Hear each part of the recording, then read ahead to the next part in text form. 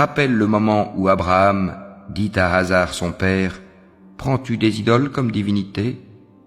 Je te vois, toi et ton peuple, dans un égarement évident. Ainsi, avons-nous montré à Abraham le royaume des cieux et de la terre, afin qu'il fût de ceux qui croient avec conviction.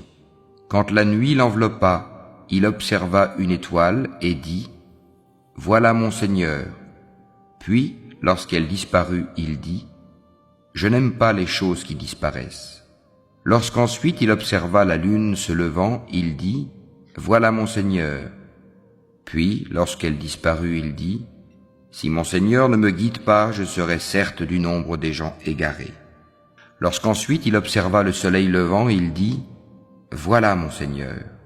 Celui-ci est plus grand. » Puis, lorsque le soleil disparut, il dit, « Ô mon peuple, je désavoue tout ce que vous associez à Allah.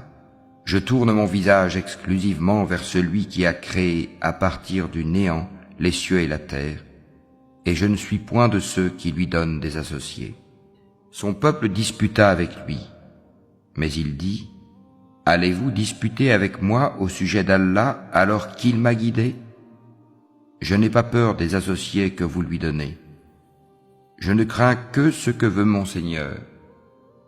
Mon Seigneur embrasse tout dans sa science. Ne vous rappelez-vous donc pas ?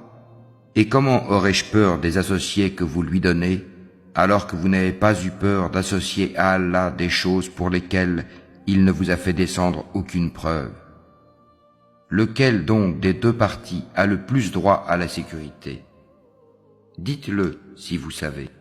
Ceux qui ont cru et n'ont point troublé la pureté de leur foi par quelque iniquité, association, ceux-là ont la sécurité, et ce sont eux les bien guidés.